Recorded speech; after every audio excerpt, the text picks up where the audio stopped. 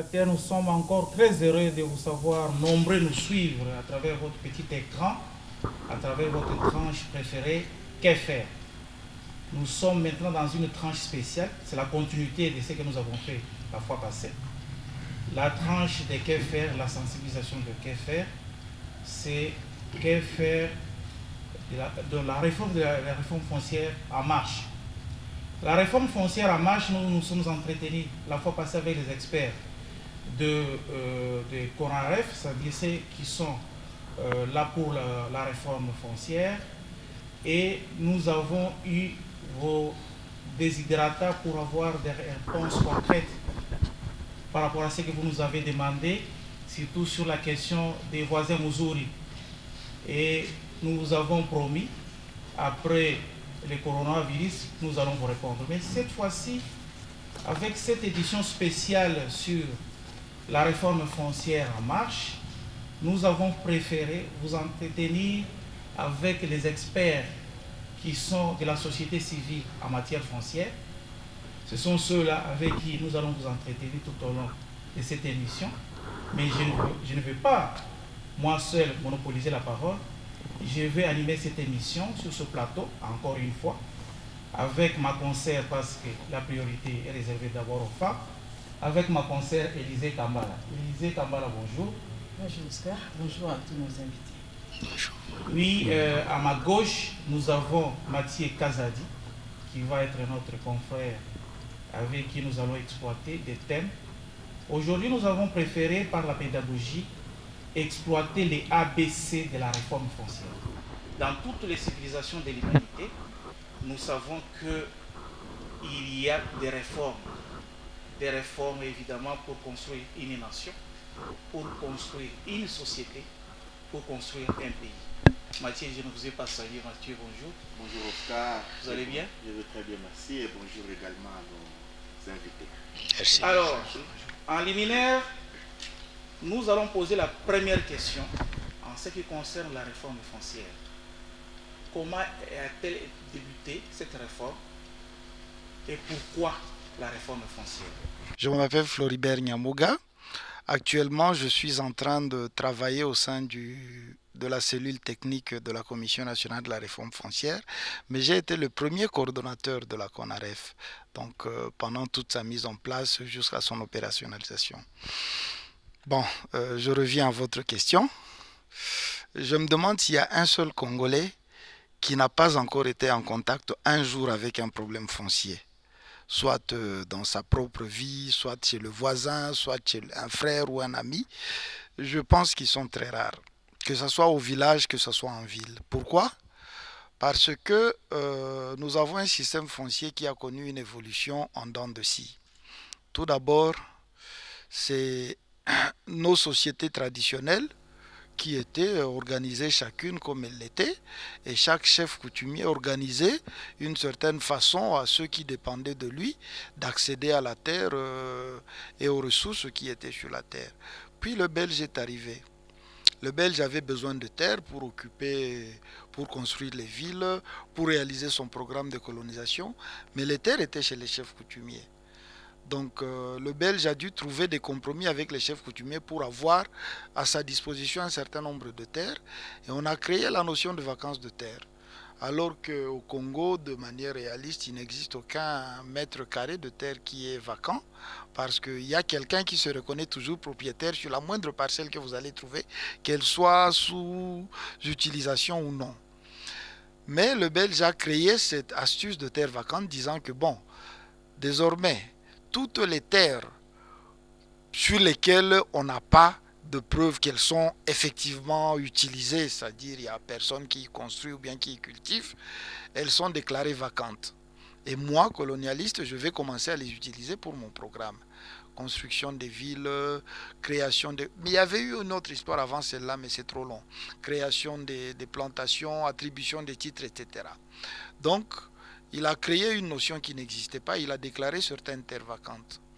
Et les communautés ont été, d'une certaine manière, poussées dans un espace vital qui était restreint déjà. Parce qu'il fallait aussi avoir aller à travers une formalité administrative pour que votre terre soit déclarée une terre indigène. Sinon, elle est vacante. Donc, il y a une enquête qu'on doit mener, que vous démontriez que vous avez vraiment une emprise réelle sur la terre, une utilisation concrète, sinon elle est déclarée terre vacante. Et donc les communautés ont vu leur terre amputée d'un certain nombre, d'une certaine superficie très importante, parce qu'elles étaient, le nombre de villageois était très faible pour occuper tous les espaces. Et le Belge a récupéré tout. Bon, il a donné des titres de concession, après il y a eu l'indépendance, avec ce système foncier qui était déjà établi. Bon, l'élite politique se dit, comment nous allons faire avec les terres, puisqu'elles appartiennent à l'État, mais comment établir un certain nombre de contrôles pour que nous puissions, parce que la terre, il faut savoir, dans nos traditions africaines, la terre, c'est un symbole d'abord de pouvoir. Et donc, si votre pouvoir n'est pas attaché à une terre, il est presque virtuel, d'une certaine manière. Et donc, la nouvelle élite politique devait trouver des astuces pour garder le contrôle des terres. C'est ainsi qu'elle est passée à la notion de nationalisation des terres. Donc, toutes les terres, c'était devenu une propriété de l'État. Que vous l'habitiez, vous coutumiez, que les communautés habitent là-bas, c'est d'abord une propriété de l'État. Et aujourd'hui, il y a les 3 attributs terribles, une propriété inaliénable, une propriété imprescriptible, et donc il n'y a pas moyen qu'elle appartienne à quelqu'un d'autre, exclusive. Donc avec ces 3 attributs, il n'y a plus personne qui avait des terres au Congo, et il n'y a que l'État. Mais dans l'esprit de tous nos papas, tous nos grands-parents, vous ne pouvez pas le convaincre que la terre sur laquelle il habite ne lui appartient pas. Vous allez faire comment? Et donc il y a cette tension entre un État qui est propriétaire exclusif, inaliénable, imprescriptible, et les communautés qui savent qu'elles sont propriétaires de toute façon, quoi qu'en dise l'État, quoi qu'en dise la loi. Et dans les faits, même l'État, lorsqu'il a besoin des terres, il est obligé d'aller les demander encore aux communautés. Vous imaginez un système comme ça où vous êtes propriétaire de quelque chose, mais pour en disposer, vous devez aller demander à quelqu'un d'autre qui légalement n'en est pas propriétaire. Ça crée déjà un problème. Bon, il y a toutes les transactions qui se font sur la terre. Lorsque l'État dit que la terre, la loi dit que la terre est inaliénable, ça veut dire que personne ne peut la prendre à un autre. Mais lorsque... Je vais nuancer un tout petit peu. Il y a par exemple le chef Umbo. Oui. Qui occupe la partie des plateaux des professeurs. Oui. Il exhibe un document. Il atteste qu'évidemment, il y a eu l'ordonnance présidentielle qui lui rétribue encore les terres qui lui ont été confisquées par les Belges. Dans ce cas précis, maintenant le chef coutumier est propriétaire de la terre en tant qu'individu par rapport à la réforme foncière, où il est, ça je pose la question assez simple ici, où il est individuellement propriétaire, ou c'est la famille Tekeumbu qui est propriétaire des terres. Merci pour la question, mais je crois que la réponse de mon prédécesseur était justement en train de poser ce problème-là. Vous venez maintenant de le poser dans les termes qui sont accessibles au commun des mortels. Mais c'est ça la question, la problématique qu'il a posée et qui a fait que on a mis en place une commission nationale de la réforme foncière qui doit répondre à ça. Et là, je reviens à l'émission passée où nous avions dit que la commission nationale de la réforme foncière est une plateforme où tout le monde, tous ceux qui utilisent la terre, se sont mis d'accord pour se regarder en face et se dire les choses de manière correcte et claire et définir les termes d'usage à venir. Et ces personnes-là, c'est aussi bien les personnes morales comme l'État lui-même, ou les acteurs qui l'utilisent pour faire son travail sur le terrain, et tous ceux qui sont par exemple des membres de la société civile, les hommes d'affaires, et elles-mêmes les communautés locales par leurs chefs coutumiers représentés. Ils sont là dans cette commission nationale. Donc la réponse à cette question, c'est ça l'objet d'être de la commission nationale de la réforme foncière. Parlant des objectifs, quels sont les itinéraires à suivre par rapport à cette réforme? Quels sont les objectifs que vous êtes assis? Raphaël Kassongo, consultant ONU Habitat en appui à la CONAREF. Vous voulez d'une manière concrète savoir quelles sont les différentes étapes qui sont devant nous en ce qui concerne cette réforme foncière. Vous vous souviendrez bien qu'à l'émission passée, nous avions dit que la réforme a été adoptée par le gouvernement avec tous les acteurs en 2012. Et il y avait tout un cahier de charges. Et le rapport qui a été produit en 2012, il est disponible et il a défini très bien en termes de programmation quelles sont les différentes étapes. Ces étapes qui étaient définies à 6 niveaux existent bien, nous les connaissons, et nous sommes en train de mettre en marche effectivement le cahier de programmation qui a été fait. Nous sommes à quel niveau? Effectivement, si vous vous rappelez bien, en 2012, c'était le démarrage. C'est vrai qu'en 2012, tout n'a pas été fait au même moment. En 2013, on a encore réfléchi et on a mis bien les escaliers pour évoluer. Après cette période, c'est sûr qu'il fallait commencer par le début, c'est-à-dire avoir les textes qui donnent mandat à cette commission qui est votre commission de pouvoir travailler. Et vous connaissez le chemin de la loi. Ce n'est pas aujourd'hui, vous dormez, vous vous réveillez demain, les textes sont prêts. Ça a pris un peu de temps. Il fallait également mobiliser les ressources. Je crois que notre collègue Floribert a dit que quand il a pris les rênes du pouvoir, ce n'était pas si facile que ça. Aujourd'hui, ça roule comme un train TGV, mais au début, c'était assez fastidieux. Mais il s'est fait qu'en 2017, on a dit on y va. Et on y va à partir du mois d'août, on a lancé officiellement, on a dit nous y allons et avec toute la population, tous les multi-acteurs, on y va face à face et on aborde les questions, même si ces questions peuvent fâcher.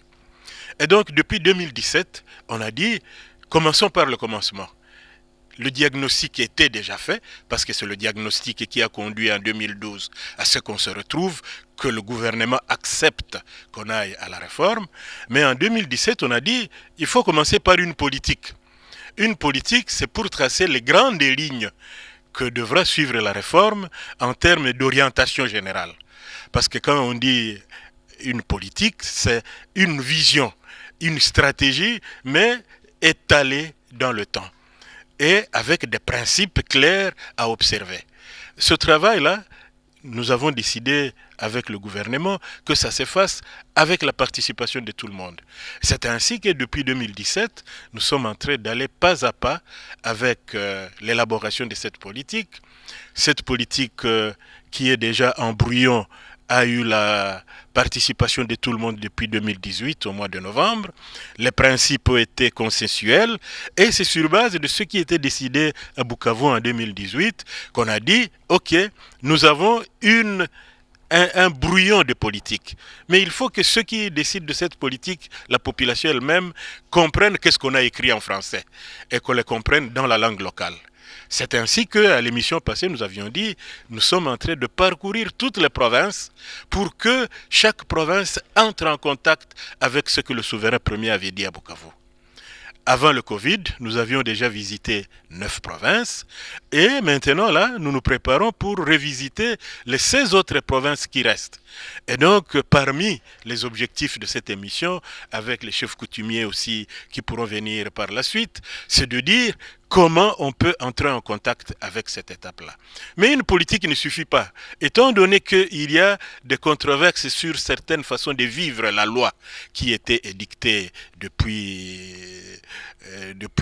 plus de 25-30 ans, on s'est dit quoi? On s'est dit, une fois que nous sommes d'accord avec la vision stratégique qui est la politique, regardons la loi. Est-ce que cette loi a besoin d'être améliorée? Et là, c'est un travail qui est en train de se faire maintenant. Parce que vous avez posé la question de savoir où sommes-nous maintenant. On est en train de réviser cette loi. Les experts sont en train de regarder article par article, qu'est-ce qui a marché, qu'est-ce qui n'a pas marché, qu'est-ce qui a été à l'origine des conflits, comment on peut régler ça. Et à ce moment-là, avec encore toutes les provinces, on va voir le brouillon de quelques retouches qu'il faudra faire ou réformer pour qu'on se dise, nous acceptons que ceci peut nous permettre d'aller de l'avant. Ce travail-là, il est en train de se faire. Mais qu'est-ce qui reste à faire pour que la réforme soit concrète et qu'elle soit publiée? Évidemment, nous sommes encore dans une étape de brouillon. Les collègues de la société civile peuvent, parce que nous travaillons avec eux, ils peuvent bien savoir comment nous sommes en train d'évoluer. Madame Dorothée Misenga, je reviens à vous parce que vous êtes aussi membre dans la société civile ici présente dans cette émission Que faire parmi beaucoup des hommes ici. Mais la question est de savoir, vous en tant que femme, qu'est-ce qui justifie votre présence ici dans cette réforme foncière? Merci beaucoup. Je suis Maman Dorothée Lisenga de la Coalition des femmes leaders pour l'environnement et le développement durable. C'est un réseau des femmes et nous militons pour les questions de la reconnaissance des droits des femmes.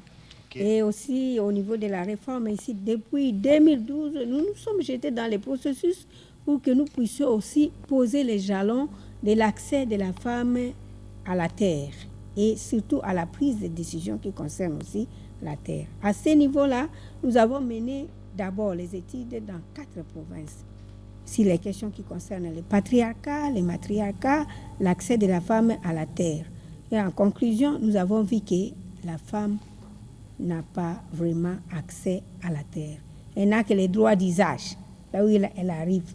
Quand bien même il y a le matriarcat, par exemple, au Congo central, lorsque l'oncle n'est pas encore arrivé, la femme ne peut pas décider, même si elle est un fumunketu. Si on arrive du côté du Kwango ici, même si elle est Mama Kahuma ou Mama Kalamba, qui sont les autorités coutumières, femmes, elle n'a pas la décision si l'oncle n'est pas là, si l'homme n'est pas là. Et c'est pourquoi nous avons mené des études. À partir de ces études-là, nous avions une méthodologie qui était axée sur le dialogue multi-acteurs entre femmes, hommes, entre frères et sœurs, pour que nous puissions arriver à décanter la situation. Et nous avons produit des édits au départ, garantissant maintenant l'accès des droits des femmes à la terre et surtout à la prise de décisions qui la concernent. Madame, nous allons revenir à vous, garder les édits, parce que ça nous intéresse. Élisée Kambala. J'ai comme l'impression que la réforme la réforme foncière, elle est tirée en ficelle par la société civile. Évidemment, en parlant des peuples autochtones et des communautés, il faut adjoindre aussi les droits de la femme. Il ne faut même pas évoquer le code de la famille, mais je pense qu'au niveau de cette réforme foncière, il faut vraiment taper le marteau sur la table sur le droit de la femme. Est-ce que dans le cas d'espèces ici en Afrique, nous qui avons des familles de régime matriarcat ou des familles de régime patriarcat, la femme sera-t-elle propriétaire? Et c'est là que je vais vous poser la question, c'est vous qui allez la renchérir. Est-ce que réellement cette société, avec des données comme ça, on peut arriver à élaborer à une étroite collaboration avec tout ce qui s'est dit au niveau du Parlement par rapport à la loi foncière? En fait, merci beaucoup Oscar, on va accorder la parole, puisqu'il s'agit de l'implication de la société civile, de l'organisation de la société civile dans ce processus, qui est le processus de la réforme foncière. Alors nous voulons juste savoir, pourriez-vous démontrer effectivement la participation active de la société civile dans ce processus de la réforme foncière? Là, je pose la question au monsieur qui est juste à droite de la dame. Merci beaucoup. Je m'appelle Barthélémy Boïka. Je suis directeur technique de IRDAC. IRDAC, c'est l'initiative régionale de documentation et d'accompagnement communautaire au développement. Nous sommes un bureau technique. Et là, je vais aborder l'aspect technique de la chose. Au départ, M. Fleury a parlé de preuves. L'État colonial, l'État belge, quand il est venu, voulait voir de preuves. Que les communautés présentent les preuves de possession de terres. Et effectivement, dans la réforme foncière, en ce qui nous concerne, nous apportons un bras technique au niveau de la réforme pour pouvoir documenter. Et IRDAC travaille au niveau de Kassangoulou, on a mis un projet pilote un projet innovant où nous essayons d'intégrer les nouvelles technologies, les technologies des drones, pour pouvoir documenter, numériser les cadastres et pouvoir sécuriser les titres. Et dans cette expérience, nous avons tiré un échantillon de 98 membres des réseaux qui s'appellent RADECAS, les réseaux des associations de développement de Kassangoulou. Et parmi les 98, il y a 50% des femmes qui détiennent effectivement des parcelles au niveau de Kassangoulou. Ça, c'est une preuve que la femme, actuellement, peut détenir des droits. Ça, c'est la femme de Kassangoulou, pas la femme de Kinshasa. Bien sûr, la femme de Kassangoulou, l'échantillon qu'on a pris, c'est le milieu... la femme de Kassangoulou, Matriaka. Absolument. Mais il est vrai que dans les milieux ruraux, il y a encore ces défis où il faut encore se battre, il faut pousser. Où la femme est toujours rejetée. Absolument, il faut pousser à ce que la femme ait des droits. Ça, c'est vrai. Mais nous pensons que la réforme foncière, aujourd'hui, avec toutes les avancées des droits de la femme, également toutes les branches techniques de documentation que nous apportons, ça peut un jour aboutir à ce que la femme puisse être reconnue comme titulaire des droits au niveau Est-ce que les titres de propriété ou encore les titres d'occupation, est-ce que ça peut se sécuriser? Parce que, bon, vous avez dit que non, ça c'est un domaine qui ne vous concerne pas, ça concerne beaucoup plus les chefs coutumiers qui sont les chefs de terre. Vous êtes la société civile. Dans cette matière ayant trait avec la réforme foncière, et entrer avec tout ce qui est foncier, est-ce que en ayant les titres de propriété, est-ce que c'est une sécurité d'après vous? Évidemment, actuellement, avec la forme de l'État, c'est l'État qui garantit la sécurité. Et dans notre travail au quotidien avec les communautés, nous les poussons, nous les mobilisons à pouvoir venir s'enregistrer au niveau de l'administration foncière. Parce que actuellement, c'est l'unique voie pour pouvoir sécuriser ces terres. Et même quand on parle de droits coutumiers, c'est ça la question que la réforme est en train d'adresser maintenant. L'État est le seul garant actuellement qui puisse sécuriser les titres. Il faut pouvoir documenter ces terres. Nous avons les terres coutumières, comme les premiers intervenants a dit. Moi, je me rappelle, on était quelque part en zone forestière, et quand nous avons... je parlais aux communautés pour dire, mais écoutez, les sols et les sous-sols appartiennent à l'État.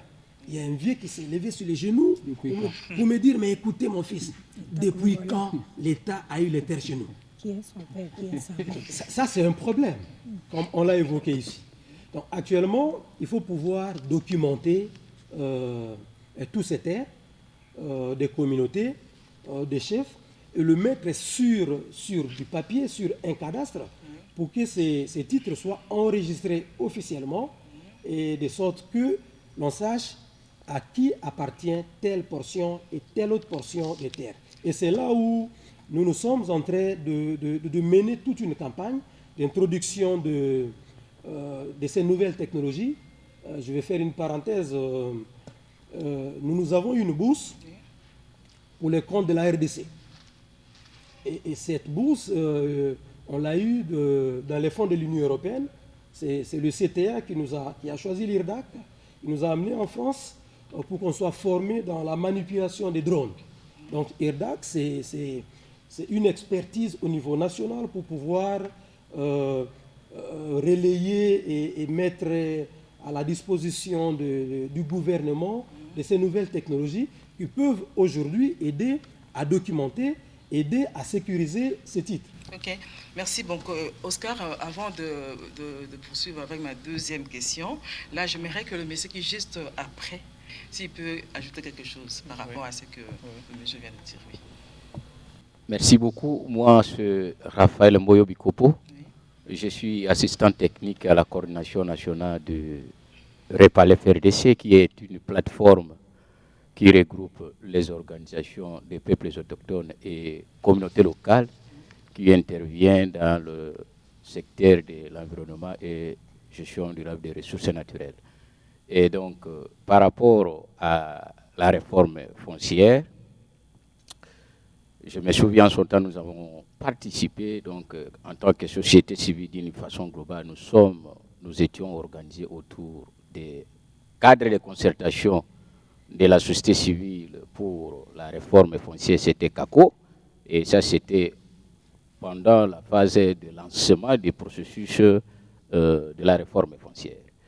Et à un moment donné, nous sommes arrivés à nous restructurer pour nous retrouver autour du groupe de travail climat rénové GTC, et qui est donc identifié comme l'interlocuteur de la société civile dans le cadre des réformes, parce que toutes ces réformes ici émanent d'un processus de la revue légale du secteur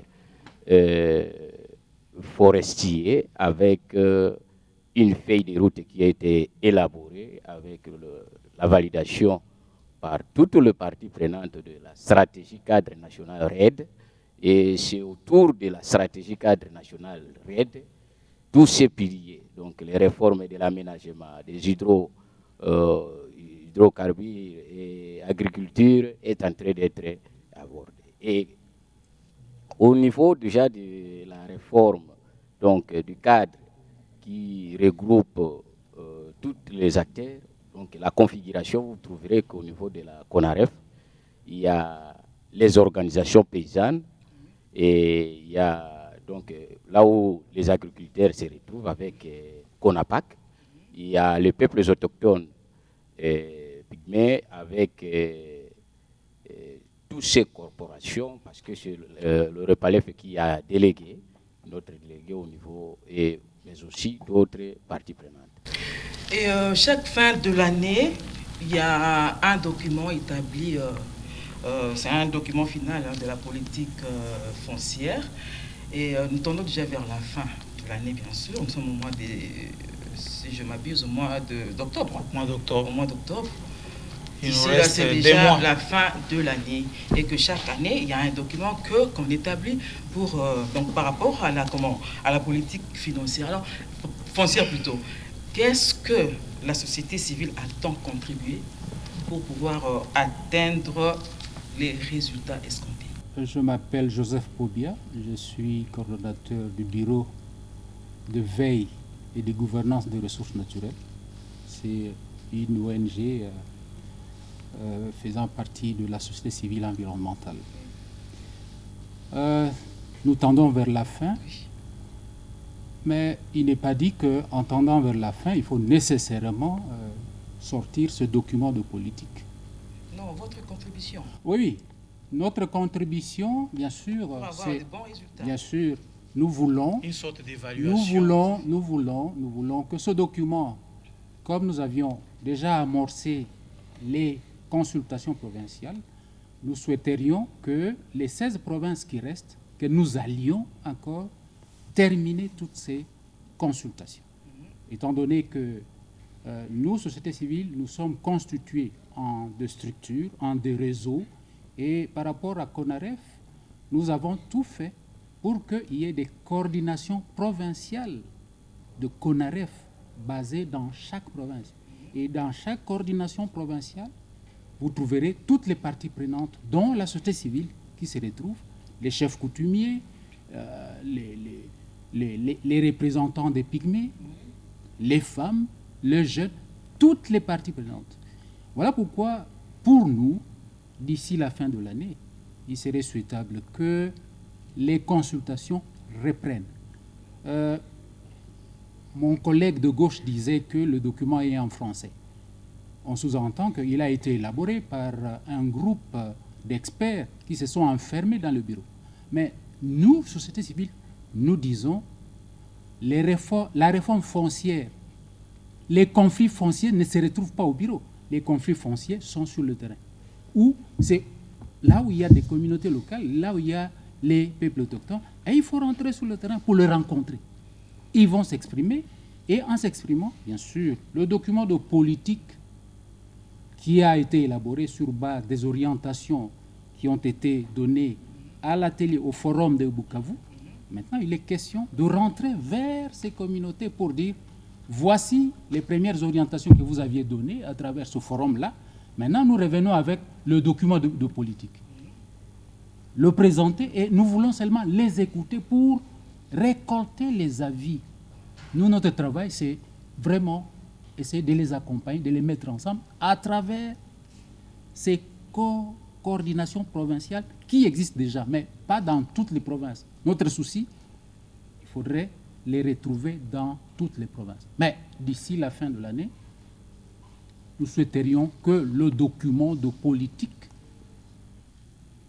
récolte les avis et considérations de toutes les communautés locales et populations autochtones pour qu'en fin de compte, nous arrivions à voir comment le finaliser. Christian, c'est comme s'il a quelque chose à ajouter parce qu'il est en train de bouillonner là, en train de bouger sur... Merci beaucoup pour la parole. Oui. C'est Christian Bitijoula, expert en communication à la CONAREF. Après les contributions de tout un chacun, vous comprenez que la CONAREF en soi est une plateforme, non pas qui est basée au niveau de Kinshasa, mais qui se veut répercuter dans toutes les provinces et qui veut que toutes les parties prenantes puissent donner son avis sur ce qui est du foncier en RDC. C'est un effort qui n'a jamais été fait dans le passé. Et c'est pourquoi nous sommes en train vraiment d'y aller, afin que toutes les parties prenantes se retrouvent ensemble avec une même parole pour que nous ayons une réforme foncière qui récolte un peu tous les desiderata de toutes les parties prenantes. Et c'est comme ça que, en tout cas, nous sommes vraiment dans ce processus-là.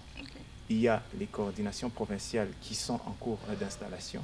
Il y a les consultations provinciales qui sont là pour alimenter le document de politique qui amènera à certaines orientations sur la loi foncière à venir. Qu'est-ce que nous voulons de cette loi? Nous voulons la modifier, nous voulons une nouvelle loi. En fait, c'est le document de politique foncière qui nous amènera vers cette vision-là. C'est pourquoi je voudrais vraiment toucher ce point-là de communication qui est... Vous avez 2 minutes. Ce qui est important à noter ici, dans la lignée de ce qu'il disait, c'est que l'État, pour une fois, a dit cette question foncière est tellement sensible que moi, je ne veux pas écrire une loi, je ne veux pas écrire une politique foncière. Vous, la population, vous, les communautés, écrivez vous-même tout ce que vous voulez. Et donc, je mets en place une commission nationale de la réforme foncière pour organiser vos discussions, pour que de ces discussions, je puisse avoir une politique foncière et une loi foncière. Donc, c'est un processus où l'État s'est retiré. Il a dit, apportez-moi la loi, apportez-moi la politique foncière. Et il a dit à toute la population du Congo. C'est pour cela que la moindre phrase qui est écrite, on descend pour voir qu'est-ce que les gens en pensent. Merci beaucoup. C'est bien dit que nous comprenons ici qu'il y a la participation de tout le peuple autochtone. Vous allez intervenir pour 1 minute, Simplice va clôturer. Et moi, je me pose la question, parce que j'entends ici les formulations des raids. C'est-à-dire, moi, en tant que scientifique, je comprends directement, quand on fait intervenir la RAID, c'est-à-dire il y a la déforestation, en plus de la cartographie sur la télédétection que notre ami vient d'évoquer tout à l'heure, il y a lieu de situer, par exemple, la génération de carbone. Est-ce qu'en matière foncière, il faut traiter de cette question, de la RAID, de génération de carbone qui apporteront justement au niveau du pays quelques dividendes? Encore faut-il que le protocole de la RAID est discuté au niveau de Gabon. Voilà, j'ai dit, je vous donne 1 minute, et puis M. Simplice va clôturer. Oui, moi c'est Raphaël Kassom, je me suis déjà présenté comme consultant ONU Habitat en appui à la CONAREF. J'ai juste deux petits éléments à ajouter.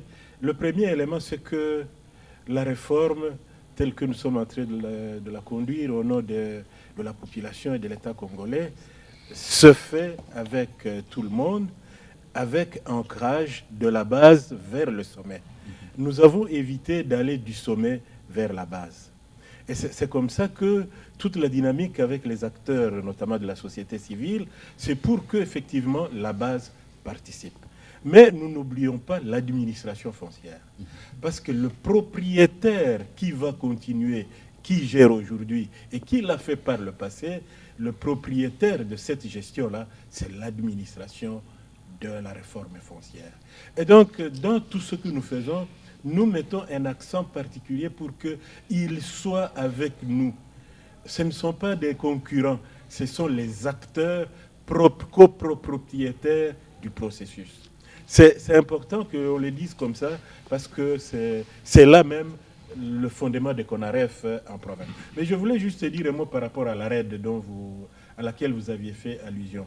Notre collègue de droite, il a dit que les appuis que nous recevons actuellement viennent du programme de RED, c'est-à-dire de la stratégie nationale RED et de son plan d'investissement qui a conduit effectivement au Fonds national RED qui, avec l'appui de CAFI, a pu avoir les premiers moyens pour pouvoir pousser. La RED, c'est quoi? C'est pour dire que si nous gérons bien la terre, nous allons contribuer à réduire la pression anthropique, la pression humaine sur les forêts. Et quand on travaille sur une terre sécurisée, on ne peut plus faire une itinérance dans l'illégalité. Si on fait l'itinérance, on la fera dans le respect de ce qui est sécurisé par la loi. Et en cela, la réforme foncière est un grand acteur de la RED, parce que c'est à travers elle qu'on dit, vous cultivez ici, vous avez les papiers, n'allez pas au-delà de là où vous avez les papiers pour pouvoir travailler correctement. Merci. Bon, Simplice, merci pour la dernière parole. question. Oui. Évidemment, vous allez compléter un tout petit peu, parce que vous avez 2 minutes. La toute petite question à la fin. Nous avons compris que nous avons l'autorisation de l'État pour prendre langue avec toutes les communautés possibles, afin d'en déterminer un avenant qui viendra contredire la loi foncière ou qui viendra compléter la loi foncière. Alors, l'autorisation de l'État fait que quand on aura assemblé toutes les données possibles pouvant évidemment à constituer cet avenant, afin qu'on puisse soit modifier ou compléter la loi de la loi foncière, nous rentrons à l'État qui est le sommet de la pyramide pour lui dire voilà, nous voulons encore avoir une autorisation pour aller au Parlement et en discuter. Maintenant, que faire pour que la population qui est disséminée à travers la République démocratique du Congo vous suive à travers ce plaidoyer que vous allez transmettre à l'État? Que faire? Merci beaucoup pour la question. Je vais vraiment y répondre avec plaisir et passion. Comme on dit, effectivement, c'est la question essentielle du processus. Et si tout le monde en a conscience, nous finissons ce processus en beauté et très vite pour le bonheur de tous. Et comme vous l'avez dit, je voudrais d'abord revenir rapidement sur un truc qu'on a dit. C'est que la RED, c'est un processus à part. Le processus de la réforme foncière est parti aussi d'une manière autonome. Et c'est une question essentielle. Et vous avez compris l'introduction de Floribert, c'est que dès le départ, quand le colon débarque, le pouvoir, c'est sur la terre. Et on ne peut pas avoir le pouvoir sans la terre. Donc cette question de terre est une question à part qu'il faut vraiment, vraiment traiter de manière autonome. Il se fait seulement qu'avec d'autres processus qui existent, par exemple cette histoire de famille, de genre, ça c'est le code familial, le code de la famille. Mais ça se rejoint. C'est comme ça avec la RED aussi. Donc rien ne peut se faire sur la terre sans la terre. C'est une question transversale. Elle est tellement importante qu'elle a été prise à bras le corps par le gouvernement de manière autonome. Voilà ce que je voulais vraiment apporter comme éclaircissement et qui renforce la question que vous venez de poser. Le processus ici, vous l'avez dit, il est participatif et inclusif et vous le constatez. Nous sommes venus une première fois dans votre émission avec les techniciens. Maintenant, nous sommes venus avec une partie prenante. Nous reviendrons encore avec une autre partie prenante. Et M. Raphaël Kassongo vient de préciser qu'il y a une partie prenante capitale, c'est l'administration foncière, à qui tout l'État a confié la gestion des terres, qui doit aussi revenir, et elle vient après. Parce que c'est vraiment eux qui ont le mot. C'est eux qui sont le patron du processus. Tout ce qu'on fait, nous, en tant qu'experts, c'est pour eux. Parce qu'eux, ils sont occupés en ce moment avec d'autres choses. Il faut quelqu'un qui réfléchisse pour eux et avec eux. Nous réfléchissons tout le temps avec eux. Et nous les amènerons aussi vers vous pour ça. Et vous comprenez qu'on a dit, chaque phrase qui est écrite dans le cadre de ce processus nécessite qu'on rentre vers les acteurs principaux, les parties prenantes, pour vérifier si c'est cela.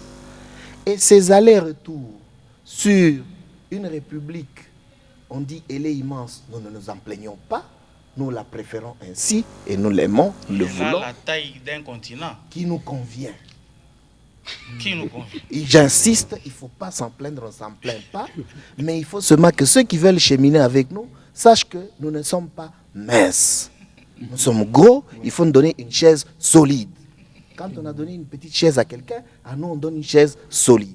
Nous ne sommes pas minces, nous sommes gros. Oui. Nous avons une très grande taille et qu'on en tienne compte quand celle on du avec continent. Alors vous comprenez que dans ce pays continent, s'il faut rentrer pour faire un aller-retour pour chaque phrase, chez chaque partie prenante, dans sa diversité, sa complexité, ça a un coût. Regardez le temps que nous mettons pour revenir à que faire. C'est le coût. Le temps qu'il nous faut pour réunir tout ce monde d'abord ici, un petit monde, c'est un coût. Mais le temps pour aller dans chacune des provinces, rencontrer les différentes parties prenantes dans chacune des provinces, recueillir leurs avis sur chacune des phrases, c'est un coût énorme. Et comme c'est une question de souveraineté, et c'est ma réponse à votre question, que faire? Donner les moyens à cette structure pour qu'elle finisse son mandat en beauté et urgemment. Qui peut donner les moyens? Celui qui a l'impérium et le pouvoir. Et justement, vous avez parlé, aller vers le Parlement. Et effectivement, c'est le dernier acteur avec lequel nous reviendrons vers vous. Voilà. Le dernier acteur, ce sera le Parlement pour soutenir la question. Nous sommes à la fin de notre émission, la tranche. Et la tranche spéciale, c'est vraiment la réforme foncière en marche. Nous sommes déjà avec la deuxième participation des intervenants. Nous avons connu les interventions des experts et aujourd'hui nous sommes avec la société civile. Nous avons terminé notre dernière tranche, chers téléspectateurs. Nous vous en remercions pour votre continuité dans le suivi de cette émission. Et nous vous promettons qu'à la prochaine, nous allons vous entretenir, évidemment, avec d'autres participants qui seront les intervenants que vous connaissez, les chefs coutumiers, qui sont les premiers propriétaires des terres chez nous, en République démocratique du Congo. Nous ne pouvons que vous souhaiter un bon rendez-vous pour la prochaine émission. Merci à vous.